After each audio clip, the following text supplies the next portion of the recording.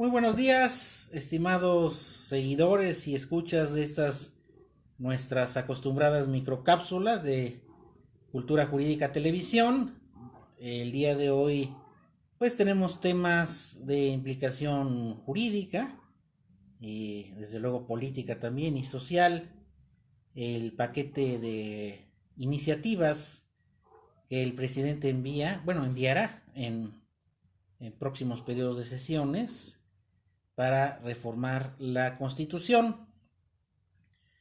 El primer tema que se presentará una iniciativa será el tema de la Comisión Federal de Electricidad, que recordemos que ya es una empresa productiva del Estado, como tal ya compite con las demás empresas de productoras de energía y distribuidoras de energía eléctrica, que por cierto yo desconozco cuáles sean, para que la comisión mantenga el 56% del mercado en materia de energía eléctrica.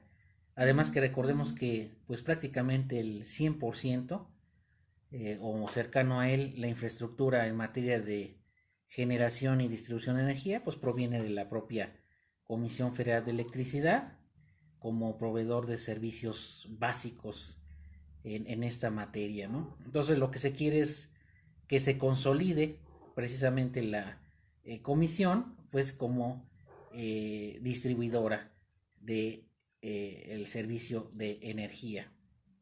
Y también el tema de que también va a causar y está causando mucha polémica, el pasar a la Guardia Nacional, que forme parte de la Secretaría de la Defensa Nacional. ¿Esto qué quiere decir? Que al constitucionalmente considerarse la Guardia Nacional como parte de la Secretaría de la Defensa, pues esto va a garantizar que esta Guardia Nacional se consolide, no se vaya a desaparecer o bien se vayan a incurrir en los mismos vicios que pasó con la Policía Federal, donde desafortunadamente pues fue una institución que se cooptó, pues desafortunadamente por la corrupción, por el manejo político de ese tipo de corporaciones, y lo que se quiere es en cierta manera proteger a la Guardia Nacional, que obviamente está en proceso de consolidación, relativamente poco el tiempo que tiene de operatividad. Y recordemos que ya la propia Constitución contemplaba la figura de la Guardia Nacional, simplemente era reglamentar, regular su operación.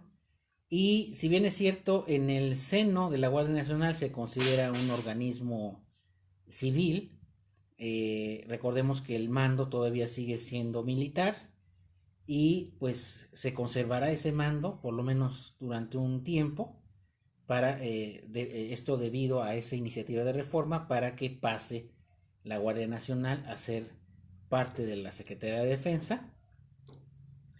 Y hay quienes dicen que es un proceso de militarización y efectivamente el pasar la Guardia Nacional a la Secretaría de la Defensa como un organismo más de la misma, pudiéramos tener la idea de que va a seguir siendo un cuerpo militar y no debería de hacer funciones de seguridad pública.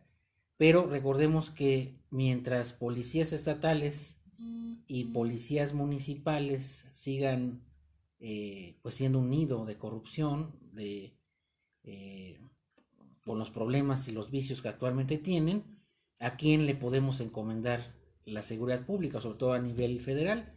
Pues no queda otra más que a este cuerpo de seguridad, al cuerpo de la Guardia Nacional, que lo que se quiere es proteger a esa institución, y ya quizá un poco más adelante se vayan consolidando los mandos civiles y la operación de este cuerpo de seguridad ya al 100% manejado este, por entidades civiles, ¿no? Porque desafortunadamente todavía pues no se puede confiar en las policías ni estatales ni municipales, sobre todo en combate a los delitos de alto impacto. Y también otra iniciativa que seguramente se va a presentar más adelante es el tema de la reforma electoral, la reforma que se quiere hacer al Instituto Nacional Electoral.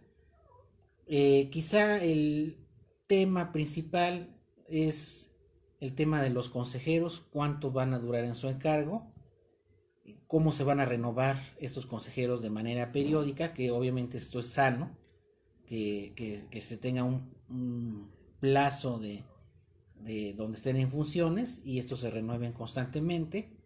Y sobre todo, en mi parecer, que yo hace algunos años presenté mis aspiraciones como aspirante a miembro del Consejo General del INE.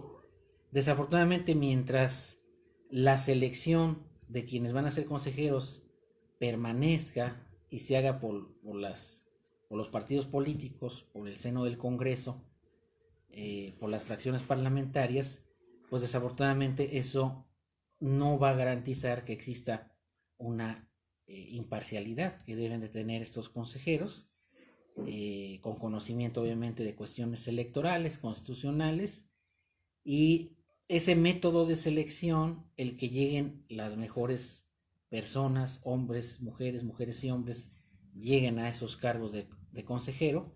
Desafortunadamente, lo que menos espera es que ellos muestren imparcialidad. ¿Por qué? Porque su nombramiento dependió de estos partidos políticos, y además pues muchas veces ya los resultados ya estaban palomeados, ya se sabía que personajes iban a llegar a ser miembros no solamente del Consejo General, sino de los órganos delegacionales del INE, consejeros distritales, etcétera, consejos locales del INE, y eso es lo que se va a revisar a fondo. Yo pienso que es bueno que se haga eso porque no se ha hecho.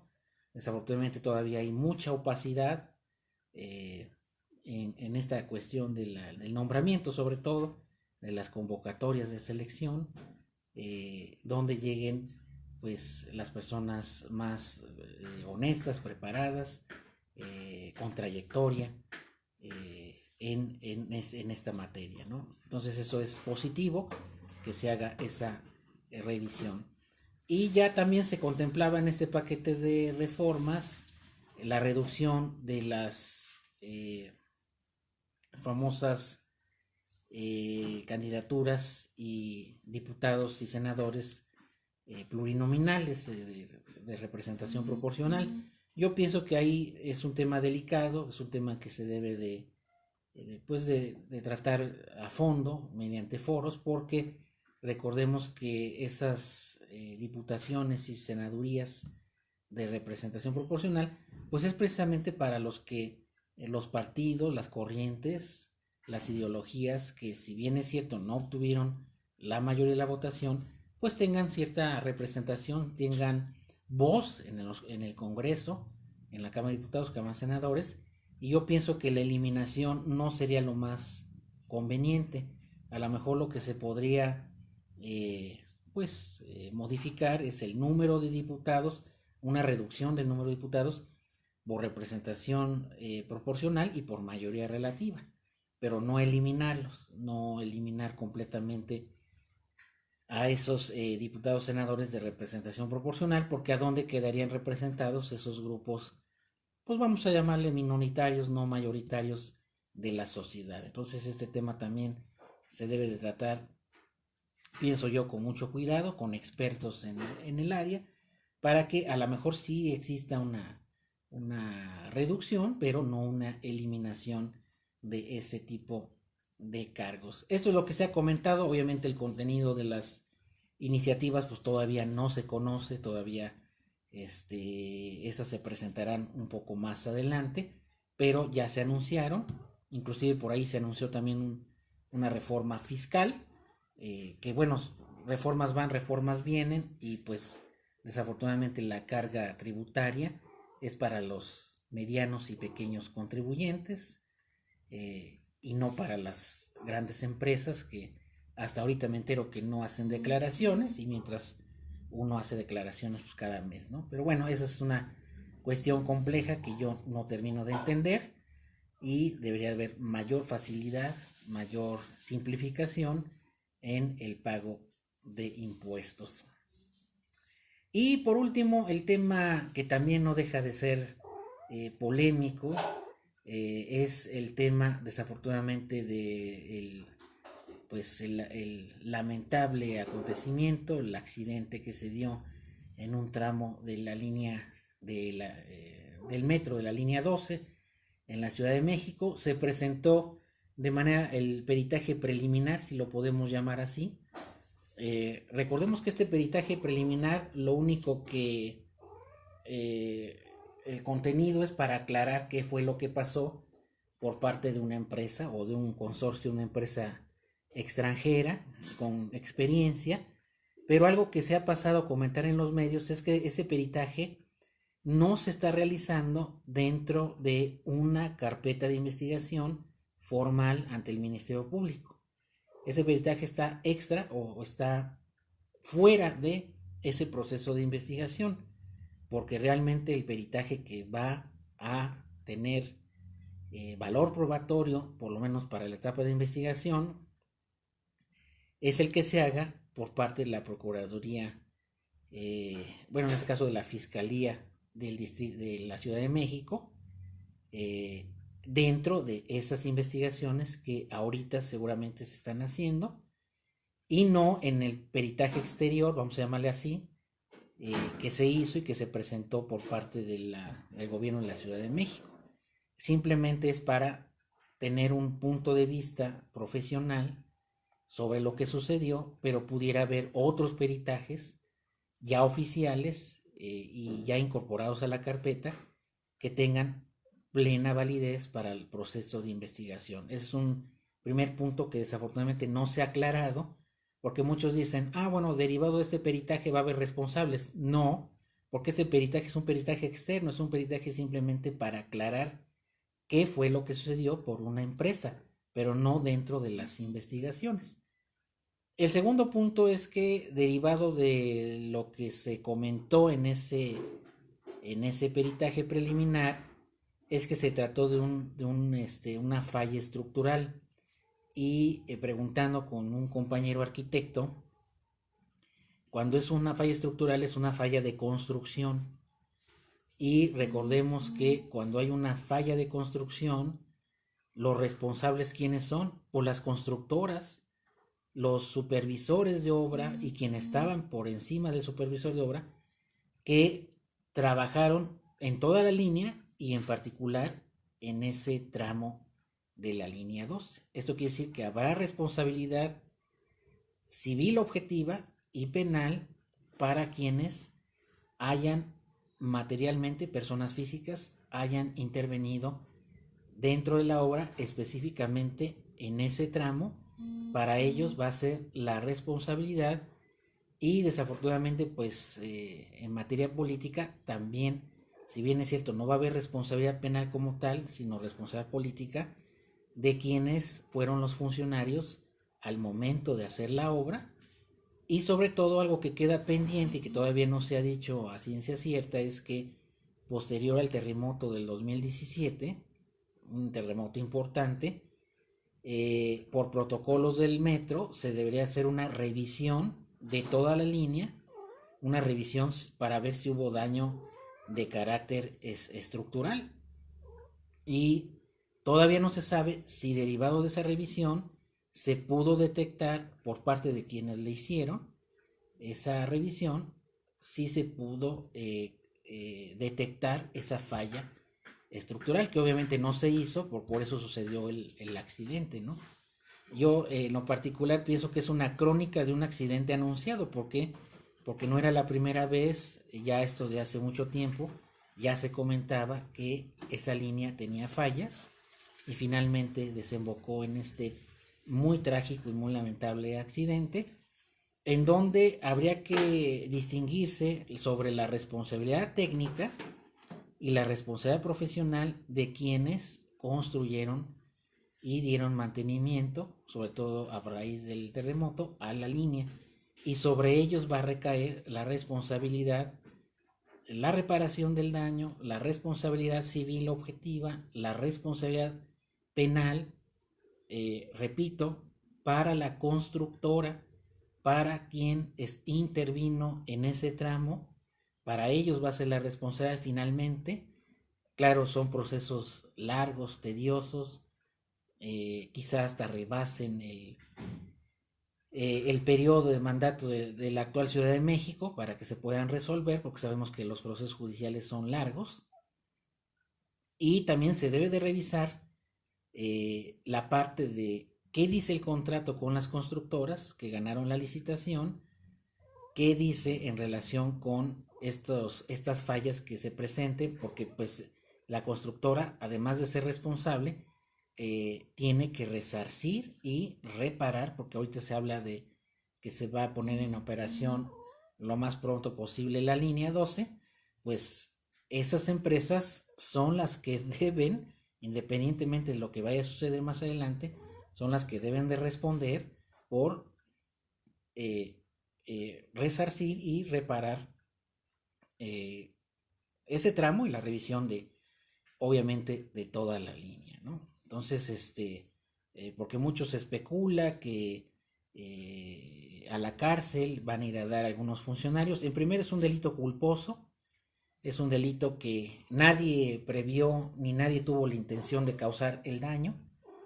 El sistema penal acusatorio prevé que sigue siendo un delito de esa naturaleza y lo que se va a privilegiar en este asunto es la reparación integral del daño.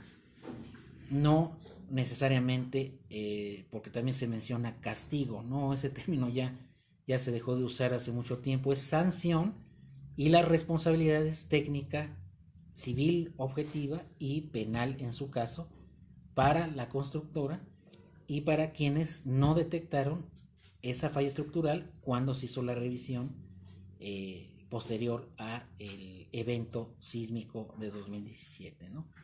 Obviamente este tema lo vamos a tratar un poco más detallado en nuestro programa de los miércoles cuando iniciemos transmisiones, porque yo veo muchas versiones, pero esas versiones son más de carácter político y no de carácter jurídico técnico, porque obviamente sí va a haber responsabilidad, pero vamos a ver que pues no se va a ir la responsabilidad hacia personas morales, sino a personas físicas que intervinieron y que derivaron, en este caso, sus acciones en un delito culposo y que pues obviamente se van a tener que hacer responsables. Pues bien, estos eran los temas que queríamos comentar en esta nuestra microcápsula. Les agradezco su participación y recuerden que estamos en Facebook como Cultura Jurídica Televisión y en YouTube como nuestro canal Cultura Jurídica Televisión, para que por favor se suscriban. No hay ningún pago, nada más hay que suscribirse. Necesitamos por lo menos unos 1000 suscriptores y ya podamos iniciar las transmisiones. Que estén muy bien y que tengan un excelente fin de semana.